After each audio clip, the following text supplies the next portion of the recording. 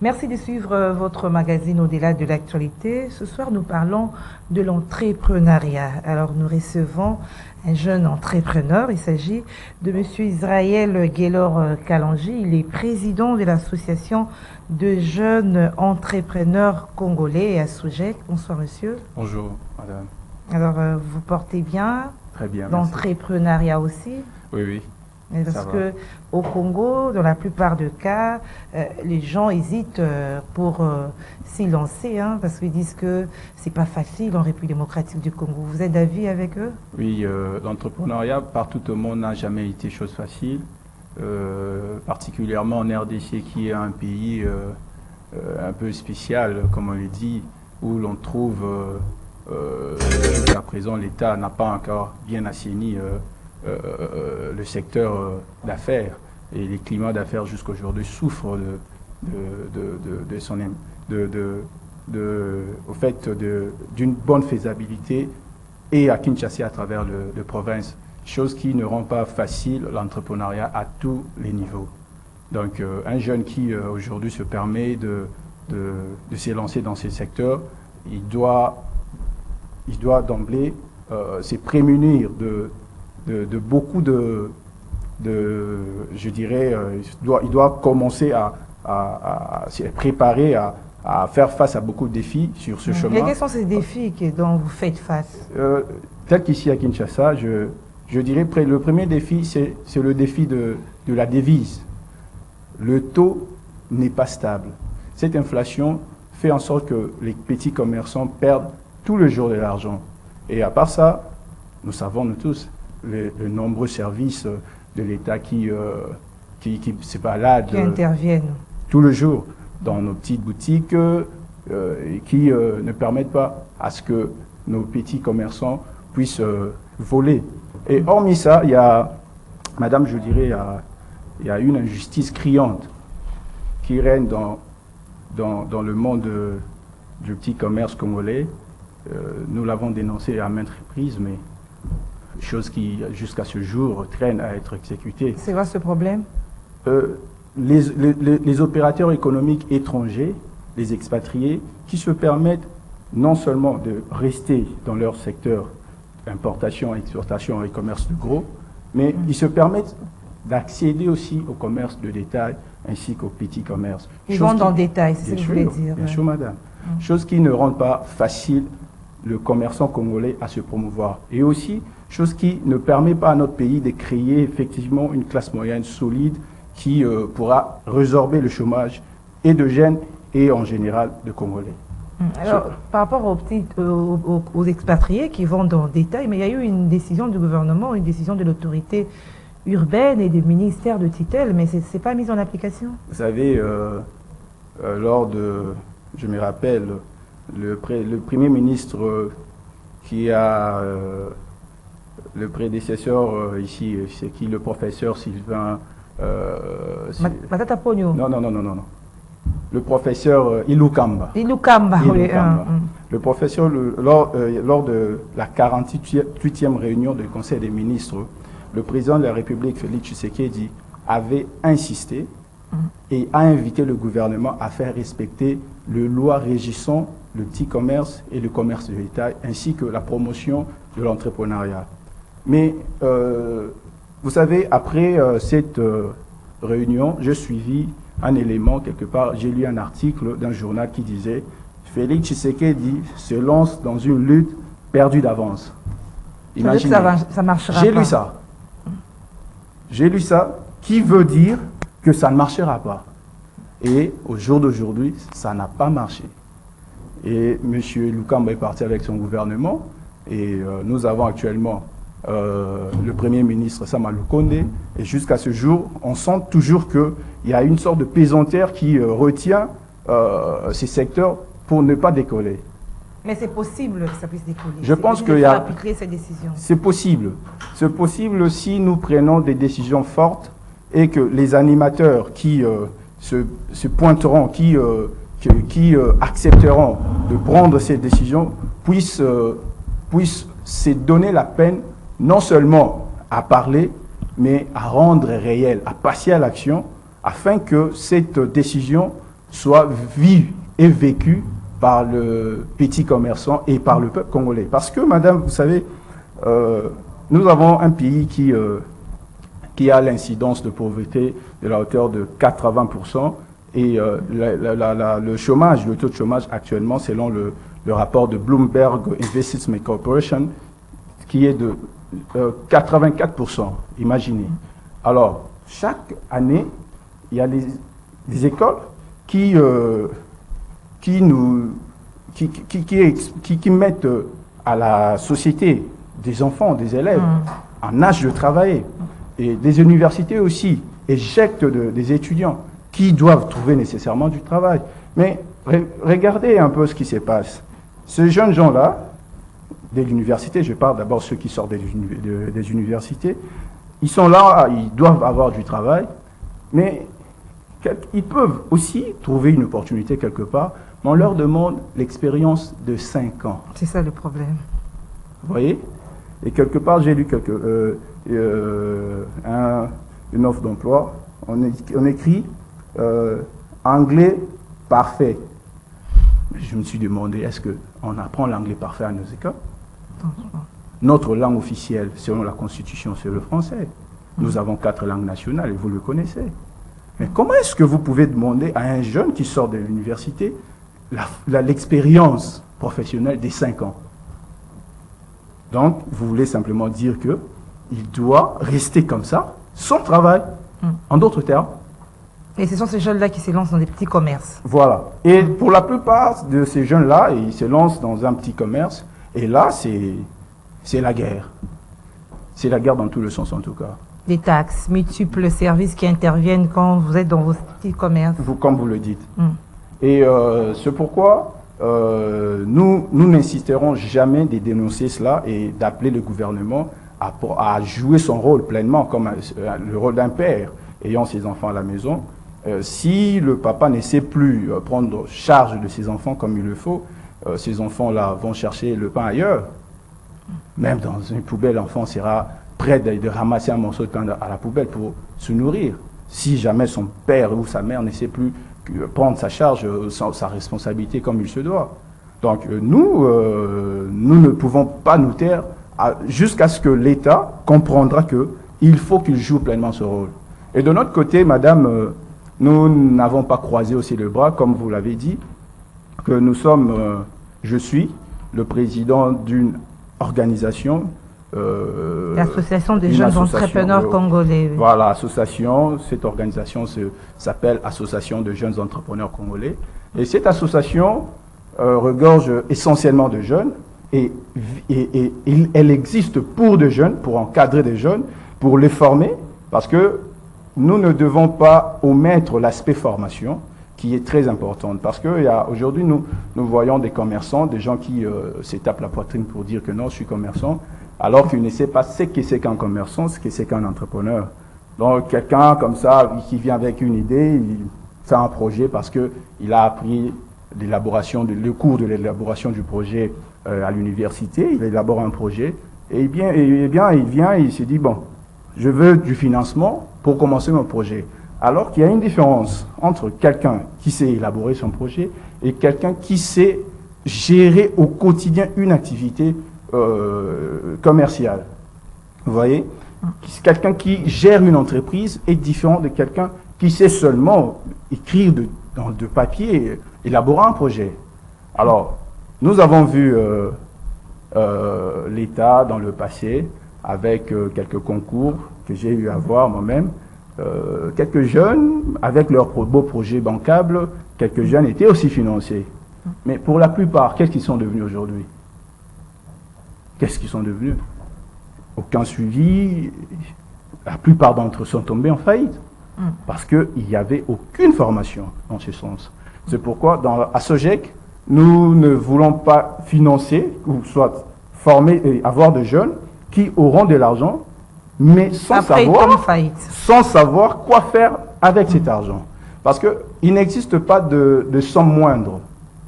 Que ce soit $1 ou $1000, vous pouvez vous développer avec cet argent. Donc, à Sogec, nous avons un programme qu'on a appelé FFD, la formation, le financement et la défense de l'entrepreneuriat. Alors, pourquoi est-ce que nous avons pris ces thèmes?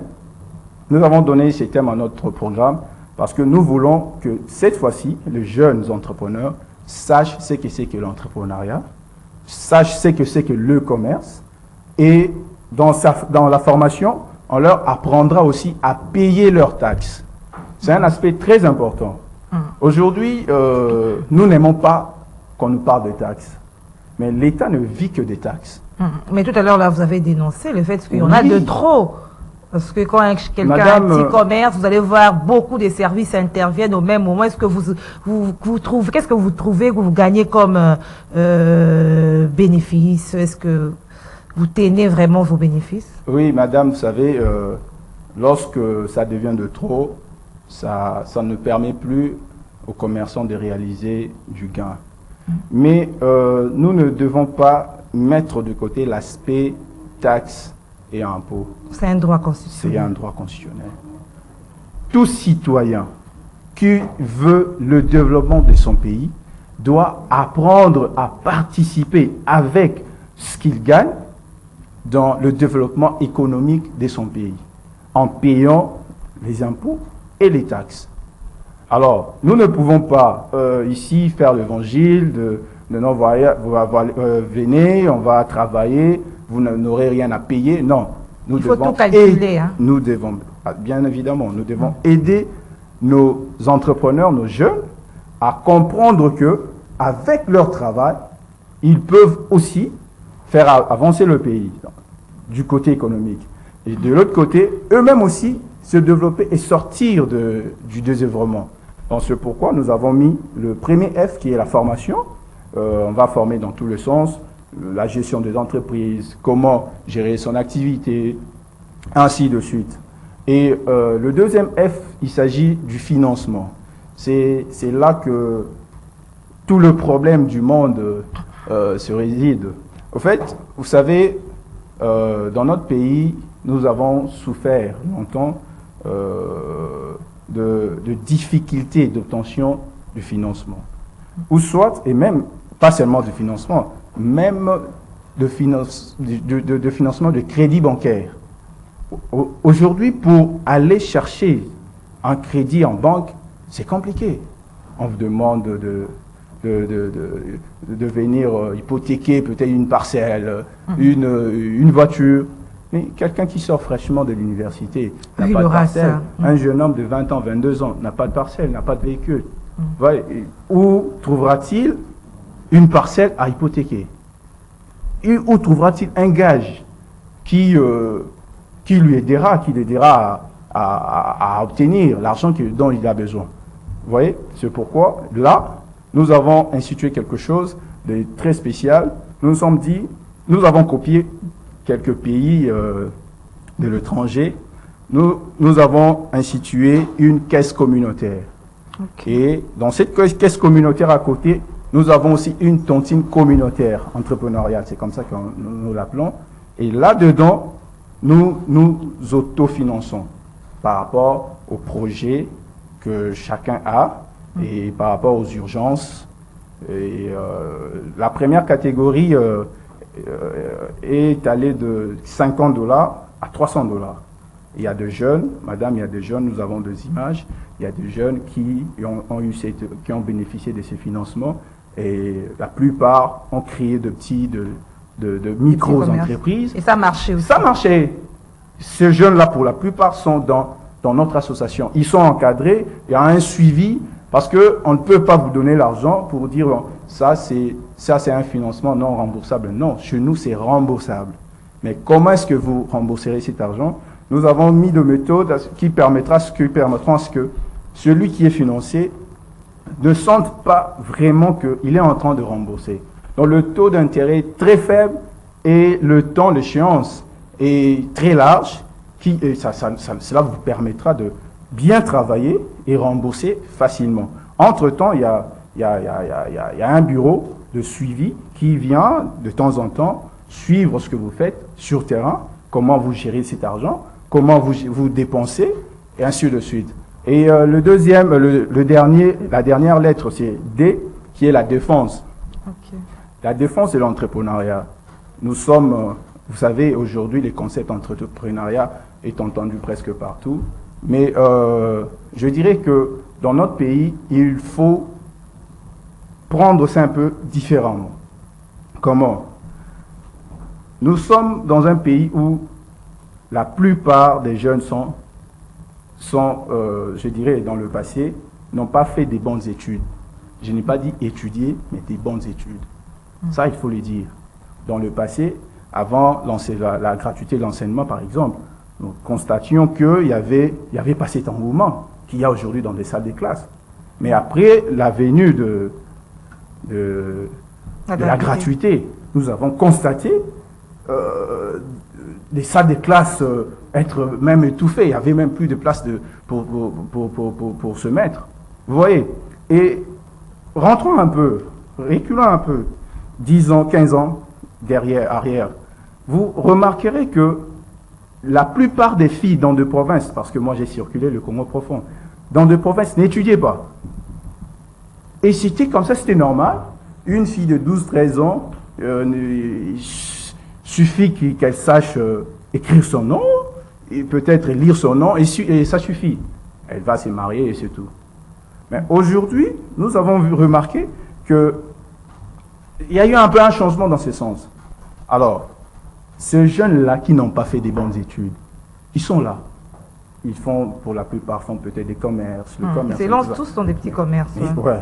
Maintenant, ces jeunes-là font le commerce sans apprendre ce que c'est que le commerce. Ils apprennent sur l'État. Vous comprenez un peu ce que ça donne? Alors, un monsieur comme ça ou une dame comme ça, quand vous lui dites que non, un commerçant se comporte comme ça, vous devez avoir une patente, vous devez... Oh, mais il y a Moussa Lanini. Pourquoi vous me parlez de tous ces documents? Et vous êtes en train de recadrer des choses. Voilà. Alors, nous allons défendre l'entrepreneuriat dans tous les sens. Nous allons défendre l'entrepreneuriat à côté de l'État, avec l'appui de l'État, et nous allons aussi le défendre avec nos propres moyens de bord, dans le secteur où nous sommes et dans l'environnement où nous sommes. Et aujourd'hui, nous sommes à Kinshasa, nous sommes aussi à Lubumbashi, nous comptons aller aussi dans d'autres provinces, mais nous ne voulons, ce que nous ne voulons pas, en fait, c'est rester inactif pendant que notre pays s'enfonce dans le mal. N'oublions pas que nous avons une conception jusqu'aujourd'hui nataliste. Allez dans des maternités, les gens mettent au monde tous les jours. Mais la démographie est en train d'aller vers le haut. Mais qu'est-ce que nous avons fait avec cette jeunesse aujourd'hui qui représente à elle seule la jeunesse, la tranche d'âge de 18 ans à 24 ans, à 17 ans, 24 ans? Allez vérifier le rapport de Bloomfield. Cette tranche d'âge représente à elle seule 66% de la population de notre pays. Alors, la jeunesse allant de 17 à 35-40 ans, nous représentons environ 70% de toute la population. Alors, vous comprenez que le Congo en entier, c'est un pays de jeunes. C'est un pays de jeunes. Alors, cette jeunesse... Vous n'avez pas voulu les laisser comme ça? Non.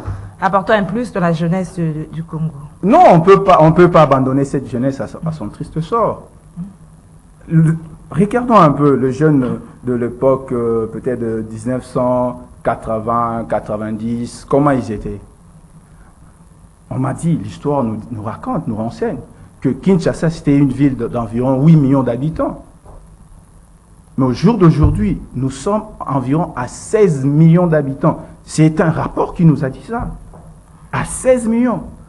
Et cette forte concentration de masse dans une petite ville comme celle de Kinshasa fait en sorte que le chômage monte.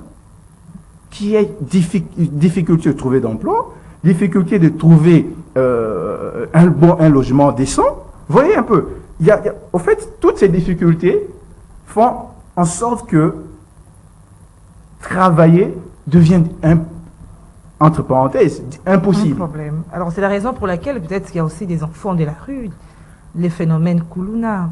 En quelque sorte, oui. Le phénomène Kuluna, les enfants de la rue et tout ça, tirent leur existence dans beaucoup de raisons. Mais vous savez, le désœuvrement de jeunes est un, je dirais, est un vecteur de beaucoup de maux.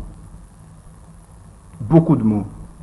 Aujourd'hui, imaginez, un jeune garçon qui n'a pas de travail, qui n'a pas étudié, à 18 ans, 19 ans, il s'est dit, bon, je n'ai pas étudié, je n'ai pas de travail, je n'ai même pas la chance d'aller toquer à une porte pour demander l'emploi. Qu'est-ce que je vais faire? Il fait recours à la machette. Vous comprenez? Alors, une jeune fille qui a atteint déjà l'âge, s'est dit, bon, demander encore à mon père, à ma mère, un petit vêtement, demander de chaussettes et tout, ça commence un peu à la gêner. Alors, qu'est-ce qu'elle va faire? Et alors qu'elle voit les filles comme elle, de son âge, qui ont de parents, qui savent prendre soin elle rayonne, elle brille. Elle aussi est un être humain. Elle voudra être comme les autres. Ça va amener son esprit à quoi? Alors vous les recommandez, vous les conseillez d'aller vers des petits commerces. Exactement. Mais il faut aussi avoir des moyens et vous avez une solution par rapport à ça. Je sais que l'État, tous les gouvernements du monde sont d'accord avec moi que l'État n'a jamais été un bon employeur. Ce sont des investisseurs, ce sont des entrepreneurs qui embauchent plus. Mais dans le monde entier, c'est comme ça. Alors, ici, au fait, je fais d'abord appel à ceux qui détiennent beaucoup d'argent, et notamment même nos politiques. Même nos politiques. Nous ne devons pas demeurer dans une forme de politique où on vient, on amasse de l'argent et puis on part loger ça dans des paradis fiscaux ailleurs. Non. Nous avons des politiciens, connaissons des politiciens ailleurs qui ont investi dans leur pays. Pourquoi ne pas investir? Et embaucher ses frères, embaucher ses sœurs congolais. Cela participerait à la réduction du chômage. Alors, c'est ce que je conseille. Vous savez, il ne suffit pas seulement d'aller investir dans des domaines, par exemple, beaucoup plus bureaucratiques. Non. Mais il y a l'agriculture. Et là, je ne pense pas qu'à l'agriculture, il faut chercher des hommes en veste. Non. Là, c'est les mains, ce sont les mains. Ce sont les mains qui travaillent. Mais la plupart des jeunes trouvent ces activités comme des bas niveaux. Qu'est-ce que vous conseillerez à tous ces jeunes? D'ailleurs, madame, l'agriculture est, je dirais, même dans la Bible, pour ceux qui lisent la Bible, c'est le premier travail auquel Dieu a recommandé l'homme. Quand Dieu a créé l'homme, il lui a dit, cultive la terre. C'est ça notre travail. Nous sommes appelés à cultiver la terre. Nous ne sommes pas appelés à rester dans le bureau en train de tourner le pouce et puis attendre de l'argent de l'État, voler ici, voler là. Non! Nous devons aller cultiver. Et j'appelle les jeunes à comprendre que ce n'est que l'agriculture qui peut rapidement enlever le Congo dans le seuil où il se trouve pour l'amener à un certain niveau. Une fois que vous avez un ventre bien plein, vous pouvez bien réfléchir. Mais lorsque vous êtes affamé, vous ne saurez bien réfléchir. C'est pourquoi il y a un dicton qui dit qu'un ventre affamé n'a point d'oreille. Point d'oreille. Alors, moi, je commencerai à demander ici aux jeunes de beaucoup plus se pencher au métier. Il y a la menuiserie, il y a la cordonnerie, tous ces métiers, la maçonnerie. Ce sont des métiers qui peuvent facilement vous rendre autonome. Vous vous formez et vous avez vos marchés, vous gagnez votre petite vie. Alors ne rêvez pas que non, il faut comme le rôle à X. Député pour avoir 21 000 $. Vous savez, la course à la députation nous a révélé beaucoup de choses. La course même à la... Je suivis Makutano à Mbujimai, Makutano 7, l'édition 7. Il y avait l'un des intervenants qui disait que nous devons faire en sorte que notre population ou ceux qui viendront après nous s'intéressent moins à la politique. Je pense que c'est très important ça. Nous avons vu ces derniers temps beaucoup de gens s'intéresser à la politique alors qu'ils n'ont rien à nous apporter. Pour la plupart en tout cas. Ils courent derrière les émoluments, derrière les salaires. Et la plupart d'entre eux, ils sont motivés par le fait d'entendre que là, il y a 21 000. C'est pas est-ce qu'ils l'ont vu, c'est pas est-ce qu'ils ont de preuves, ça je ne sais pas. Mais ils l'ont entendu et voilà, ils sont là derrière. Alors qu'il y a des terres qui chôment. Si vous faites de voyage en voiture, vous allez voir des terres qui chôment. Mais ces terres pouvaient être occupées par le Pondou, par ainsi de suite. Et le Congolais allait trouver à manger. Une fois qu'on a bien mangé, on peut bien réfléchir cette fois-là. J'insiste là-dessus que nous devons réorienter les choses autrement. Nous devons arrêter de dire à nos enfants quand ils sont petits que Yos à la ministre. C'est ça le problème avec tous les parents. Quand un pasteur vient vous dire, un prophète, en disant, c'est pas un voyant, moi, on a monié un grand pêcheur, il y a pas Missi. Ah, ça c'est quelle malédiction ça. Mais quand il vient, il vous dit que c'est un ministre, c'est pas qui. Là, on applaudit, on est content. Mais non. Je vais vous dire une petite histoire, madame. Une fois, j'étais à la télé avec ma femme et mon petit-fils. Et c'était un dessin animé qu'on se regardait. Il aime bien ça. Et on demandait à quelqu'un là, c'est en anglais, toi, des enfants, que vas-tu être quand tu seras grand? Ah, je serai un pilote. L'autre là, un sapeur-pompier. L'autre, docteur. J'ai demandé à ma femme, mon épouse, est-ce que Lobia, ma députée, ton ministre? Mais nous ici, quand les enfants sont petits, on leur inculque ce poison. Rosa ministre, Rosa Tshisekedi. Ah, yo moi non comme le Tshisekedi. Tshisekedi c'est Tshisekedi. Ton fils c'est ton fils. Kabila c'est Kabila. Donc, si Dieu l'a appelé, l'avait crié pour qu'enfin il devienne chef de l'État, il le fera. Mais nous ne sommes pas là pour tout. Non, vous, hein, toi, quand vous tous mes enfants ici, toi tu seras député, l'autre là sera ministre. Non. C'est ce qui fait en sorte que les enfants, en grandissant, développent quelque chose du genre, tel métier est beaucoup plus important que l'autre. Et c'est ça les grands mal qui rongent notre société. Il n'y a pas de saut métier. Tout métier est important pour le développement intégral de notre pays. Il faut de la sensibilisation chez nos enfants. Certainement. Dans les écoles, cela demande à ce que exigent à nos parents d'une réorientation de choses. Nous devons les orienter autrement. Dire à nos enfants que toi, tel que tu es là, je te trouve doué dans la technique. Alors tu seras un ingénieur. Tu vas apprendre l'électricité. Et c'est bien.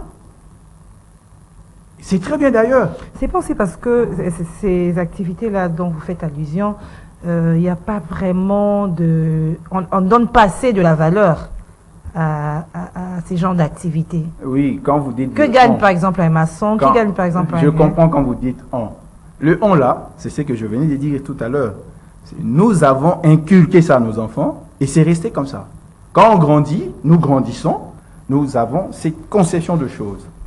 Que quelqu'un qui est maçon, par exemple, lui, c'est quelqu'un qui n'est pas assez utile à la société. Mais celui qui vous vole en veste en étant en cravate et en veste, celui qui est utile à la société, alors que c'est pas ça. Donc moi, j'estime ici, en tant qu'entrepreneur moi-même, que au lieu d'aller se rechercher dans ce que vous ne comprenez pas, ce que vous ne maîtrisez pas, allez dans ce qui est simple. Le métier, le travail du métier, c'est beaucoup plus simple. Allez faire le champ, c'est beaucoup plus simple. Et ce n'est que comme ça que notre pays va se développer. Pourquoi? Parce que nous ne pouvons pas, il y a un adage juif qui dit, si tout le monde s'est dirigé vers le nord, le monde basculerait. Si tout le monde allait vers la politique, mais où trouverons-nous de mécaniciens? Où trouverons-nous des agriculteurs? Vous comprenez un peu? Alors, nous devons vraiment marteler dessus à partir de nos maisons. Et l'État aussi, l'enseignement doit aussi insister dessus pour que nos enfants, à partir de l'école primaire, comprennent que nous n'étudions pas pour devenir des députés nationaux. Nous étudions pour être utiles à la société. Alors, M. Israël Gaylor-Kalonji, président de l'Association de jeunes entrepreneurs congolais à Soujec, ça fait combien de temps que vous êtes dans ce secteur de l'entrepreneuriat? Ça fait pas mal. En tout cas, personnellement, c'est depuis 2008. Quand j'ai terminé mes études, excusez-moi, permettez-moi de parler un tout petit peu de moi, comme vous l'avez demandé. Quand j'ai terminé mes études, j'ai circulé avec de papiers ici en ville. Des CV? Oui. J'ai circulé.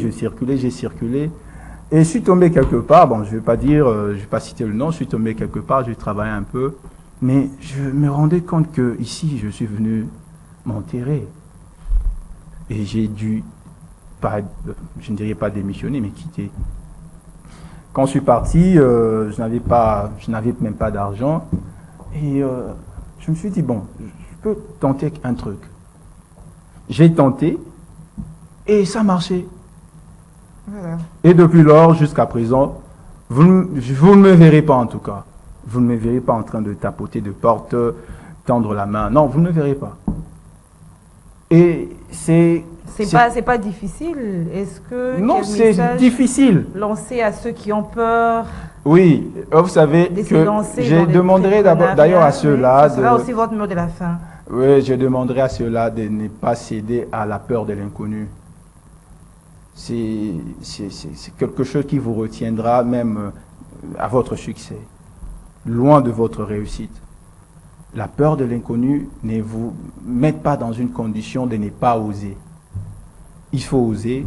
Celui qui n'ose jamais ne réussira jamais. Alors l'entrepreneuriat, je sais très bien que ce n'est pas facile. Un entrepreneur, c'est en quelque sorte, c'est comme une plante résiliente, une plante en plein désert, comme les cactus, qui doit se nourrir par elle-même.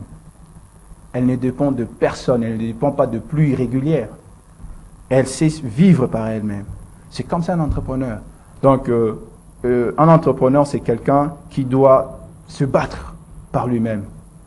Et je sais que ce n'est pas chose facile, mais si vous avez besoin, si ceux qui me suivent, bien évidemment, ont besoin d'une formation, d'un encadrement, nous sommes mieux placés pour vous encadrer, pour vous former et, au cas échéant, pour une facilitation de financement. Voilà, c'est le président de l'Association de jeunes entrepreneurs congolais à Soujec, M. Israël Gaylor-Kalonji, que nous avons reçu ce soir. Merci. Merci, madame. Merci aussi à vous, fidèles téléspectateurs du magazine Au-delà de l'actualité. Suivez-nous chaque mercredi à 21h10 et jeudi en rediffusion à 13h30. Au revoir.